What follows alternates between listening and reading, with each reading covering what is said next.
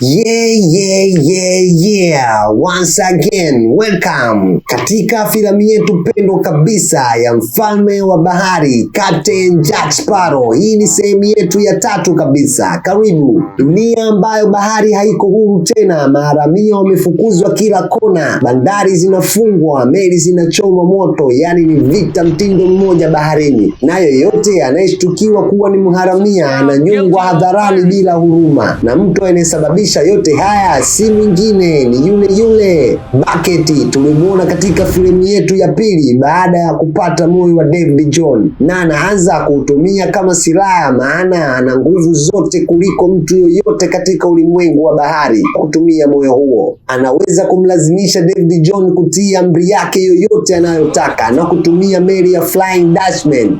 Bucket anaanza kutawala bahari zote. Maharamia wanaanza kupotea mmoja baada ya mwingine. Wakati huo Elizabeth na Will Turner na Barbarossa wanaendelea na mpango wao mmoja tu, ambayo tunaona tulipoishia katika sehemu yetu ya pili. Wamrudishe Captain Jack Sparrow kwa sababu bado anaweza kuwa hai. Ili kufanya hivyo wanaenda kwa Tia Dalma, na anawaambia jambo la kushangaza kabisa kuwa Captain Jack Sparrow bado anawezekana, bado yuko hai na yuko sehemu ya ajabu sana inayoitwa Lord Rock ya David John, dunia iliyopotea baharini. Yani ni mahali ambapo mtu anaweza kupoteza akili yake kabisa, lakini kuna njia moja tu ya kumrudisha. Bila uoga, safari yao inaanza. Wanakusanya wafanyakazi na wanaondoka, lakini ili kufika huko wanahitaji ramani maalumu ili kwenda hadi Singapore kumtafuta nahodha mwingine maarufu aitwaye katika jina la Saum Feng. Huu ni mmoja wa maharamia ama mabwana wakubwa sana wa baharini, ama ni wakuu duniani, lakini mambo yanaharibika haraka sana. Bucket anafika, yule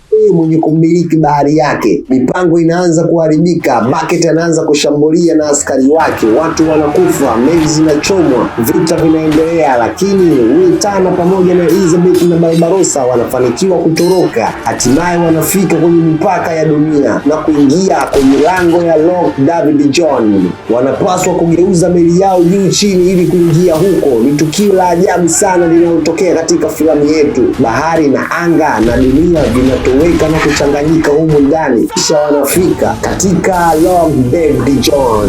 Ndani wanamkuta kweli bwana Captain Jack Sparrow, lakini kama alivyoambiwa kuwa wamechanganyikiwa kabisa akili yake, yani ni ya kijinga kabisa. Amekuwa chizi, mtu ambaye kama vile anaishi yuko Mirembe, anaongea peke yake, anaona matoleo yake mawili, yani kama mtu aliyejipiga kopi vile. Akili yake inaanza kuvurugika kwa sababu amekaa huko kwa muda mrefu sana. Baada ya muda kufika, wanafanikiwa kumrudisha kwenye hali yake ya kawaida, yani Captain Jack Sparrow is back. Wote wanaanza safari ya kurudi, lakini njiani siri nyingi zinaanza kufichuka. Kila mmoja na mipango yake ya siri, hakuna anayemwamini mwenzake.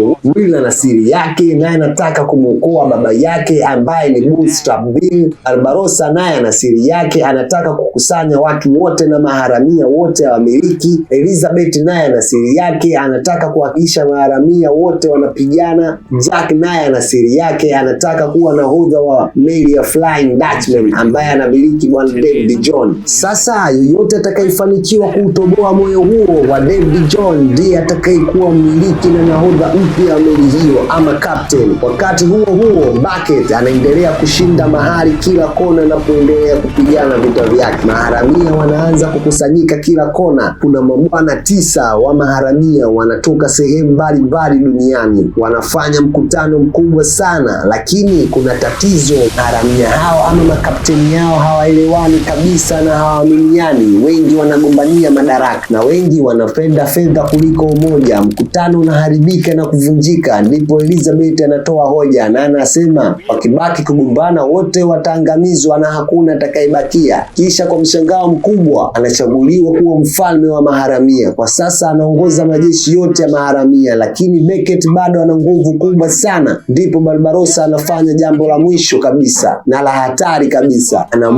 Anaita miungu ya bahari mwanamke mmoja mwenye nguvu za kale aitwaye Calypso. Hapa ndipo siri kubwa sana inafichuka tena. Tia Dalma ndiye Calypso mwenyewe. Miaka mingi iliyopita David John alikuwa akimpenda sana Calypso na alikuwa mpenzi wake, lakini Calypso alivunja moyo wake na kumtesa. Kwa hasira kabisa, David John anaamua kuwasaidia maharamia na kumfungia Calypso ndani ya mwili wa binadamu. Ndiyo maana Tia Dalma anakuwa akiishi kama binadamu. Kwa sasa Barbarossa anamwachia, lakini kila mtu anategemea kuwa atawasaidia. Badala yake Calypso anakasirika na kutoweka, anasababisha kimbunga kikubwa baharini, kisha anapotea kabisa. Sasa kila mtu anabaki kivyake, hakuna msaada wala miujiza, ni lazima kila mtu upigane mwenyewe. Wakati huo Beckett anamsalimisha David John kuendelea kumtii amri zake, lakini David John amechoka sasa, ana hasira kabisa na anaumia, anahisi kuwa ni kama amekuwa ni mtumwa. Mpambano wa mwisho unaanza kutokea. Black Pearl inaanza kugongana uso kwa uso na Flying Dutchman. Wakati wa kimbunga kikubwa, mvua inanyesha kubwa, mawimbi makubwa yakipiga katika bahari na meli mbili hizi zikizunguka, mizinga ikifuatiwa nyuma, mapanga yakiunguruma, na mmoja katika vita kubwa kabisa katika filamu hii. Lakini wakati huo Will Turner pamoja na Elizabeth wanafunga ndoa katikati ya vita hiyo. Barbarossa ndiye muwezeshaji, huku mapanga yakiendelea kugonga kila upande, kushoto na kulia kwake. Badala ya hapo, mapigano yanaendelea. Captain Jack Sparrow, Will, David John wanapigana kwa nguvu zao zote. Lengo lao ni moja kabisa, kufikia moyo wa David John. Lakini David John anamchoma upanga Will Turner na Will Turner anakaribia kufa kabisa. Jack Sparrow anajua kweli njia pekee ya kumwokoa Will ni kutoboa moyo wa Captain David John, sababu ni mtu anayefanya hivyo anakuwa nahodha mpya wa Flying Dutchman. Captain Jack Sparrow anamsaidia Will pamoja na kuchoma moyo huo. David John anakufa na Will Turner anaokolewa, lakini sasa kuna gharama kubwa sana.